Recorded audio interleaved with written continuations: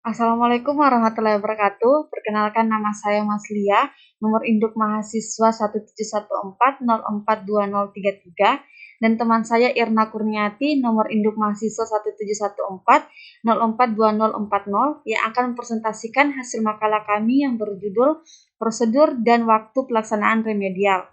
Adapun beberapa poin yang akan kami bahas pada video presentasi kali ini, yang pertama ada latar belakang, kedua pengertian remedial, ketiga prosedur pelaksanaan remedial, keempat waktu pelaksanaan remedial, dan yang terakhir kesimpulan. Nah, untuk mempersingkat waktu langsung saja ke materi pertama. Yang pertama ada latar belakang. Nah, dalam kegiatan pembelajaran, termasuk pembelajaran mandiri, sering sekali kita jumpai adanya peserta didik yang mengalami kesulitan dalam mencapai standar kompetisi, baik kompetisi dasar dan penguasaan materi pembelajaran yang telah ditentukan.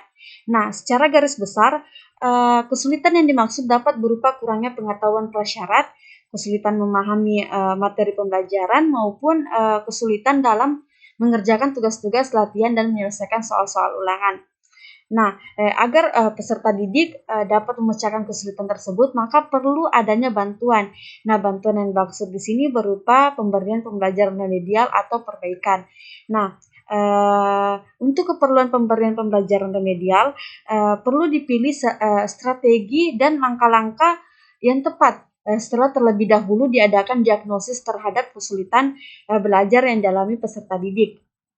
Nah, tapi pada kenyataannya kebanyakan guru sekarang hanya memberikan remedial test saja dengan alasan masalah waktu. Nah, sehubungan dengan hal-hal tersebut, satuan pendidikan perlu menyusun rencana secara sistematis pemberian pembelajaran remedial untuk membantu mengatasi kesulitan belajar pada peserta didik.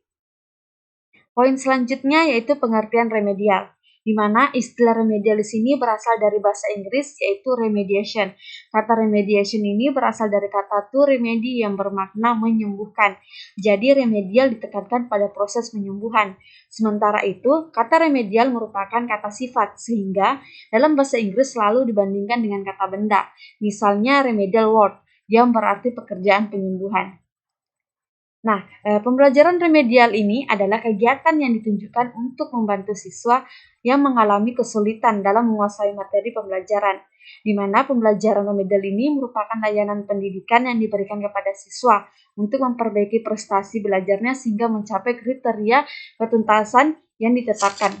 Nah, pembelajaran remedial ini pembelajaran yang diberikan kepada peserta didik yang belum mencapai ketuntasan KD yang menggunakan berbagai metode yang diakhiri oleh penilaian untuk mengukur kembali tingkat ketuntasan peserta didik.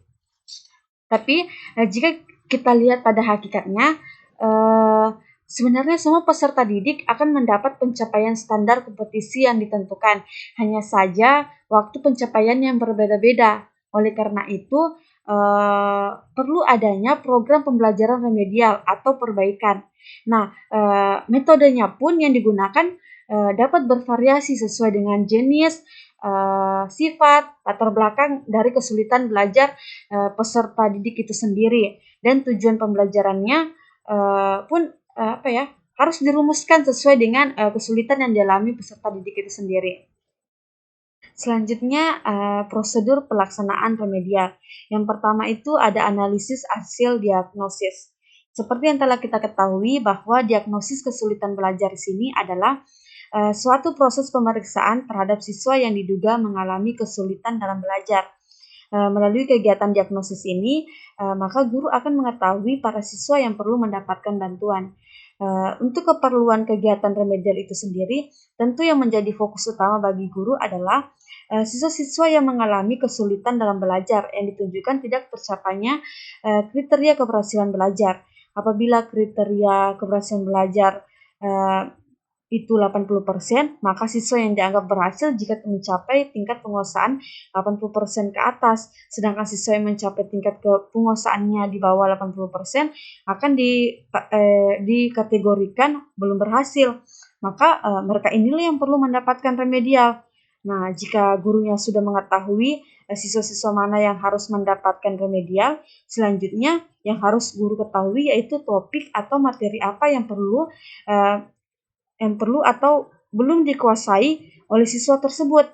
Dalam hal ini, guru harus melihat kesulitan belajar siswa secara individual terlebih dahulu. Hal ini mungkin dikarenakan ada masalah yang dihadapi siswa satu dengan siswa yang lain tidak sama.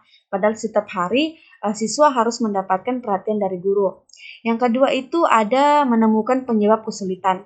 Nah, sebelum kita merancang kegiatan remedial, terlebih dahulu baiknya kita sebagai guru mengetahui mengapa siswa tersebut mengalami kesulitan dalam menguasai materi pembelajaran.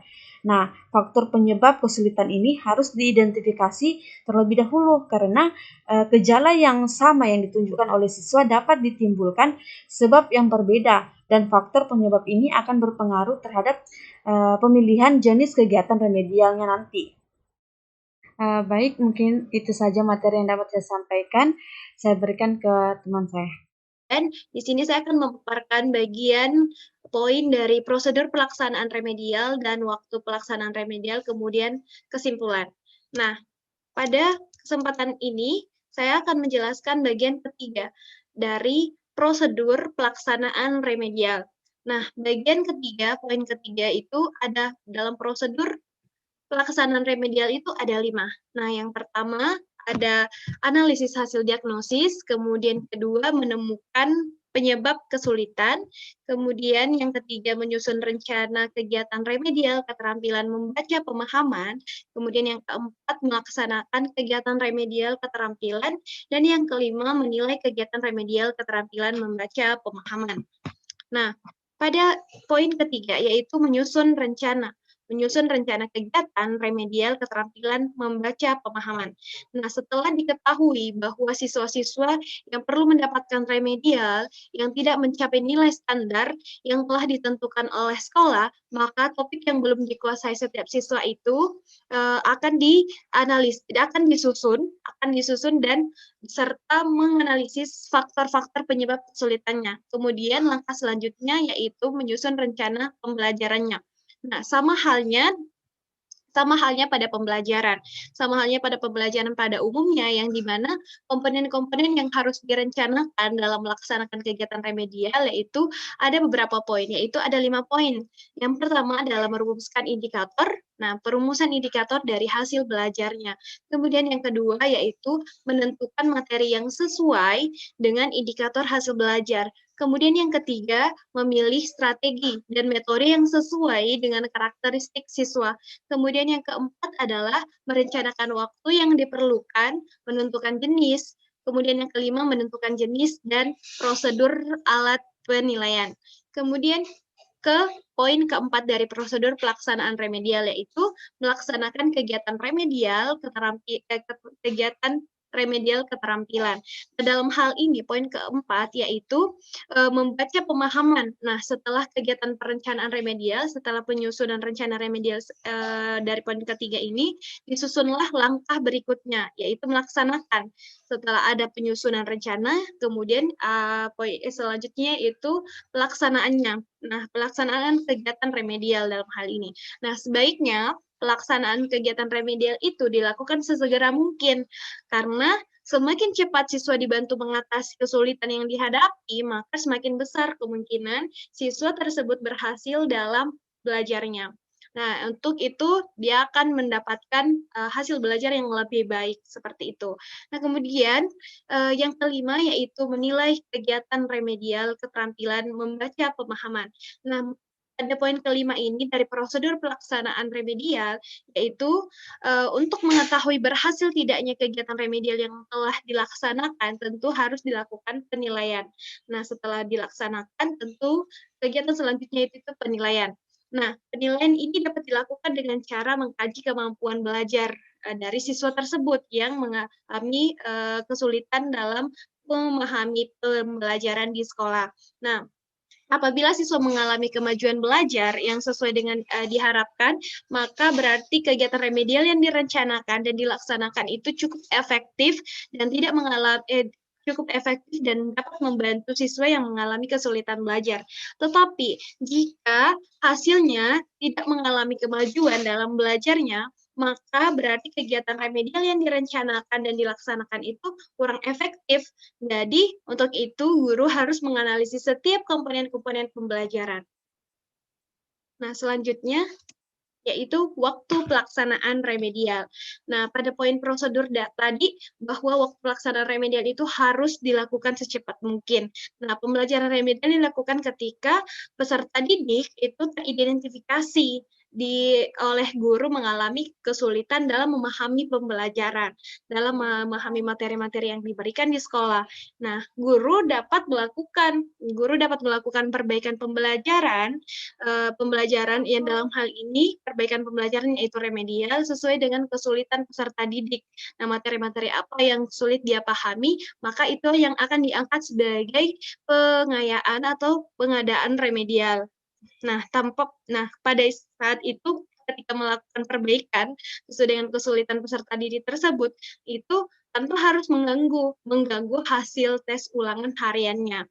Nah, setelah itu program pembelajaran remedial itu dilaksanakan di luar jam pembelajaran efektif atau ketika proses pembelajaran berlangsung.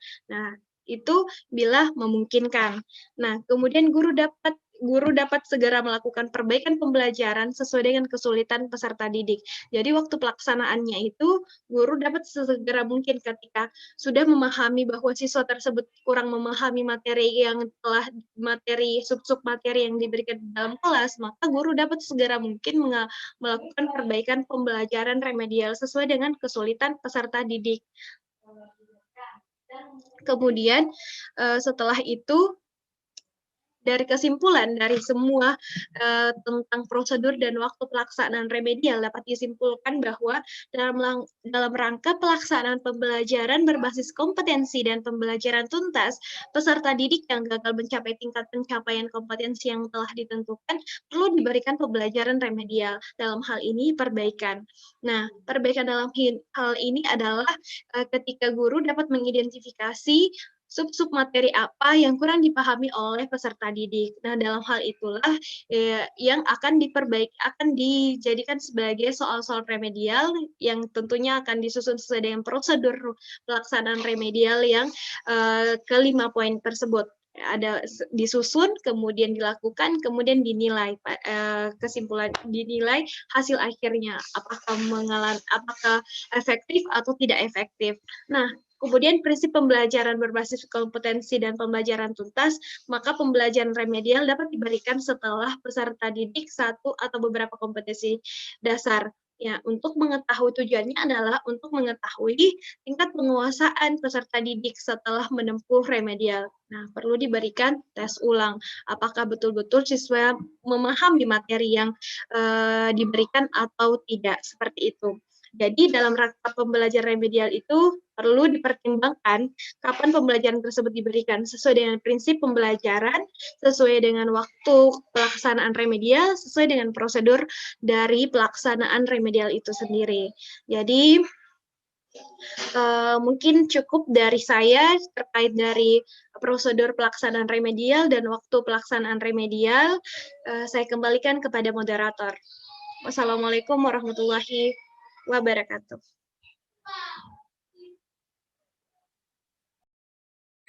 Baik, itulah tadi presentasi materi dari kelompok 12. Lebih dan kurangnya mohon dimaafkan. Assalamualaikum warahmatullahi wabarakatuh.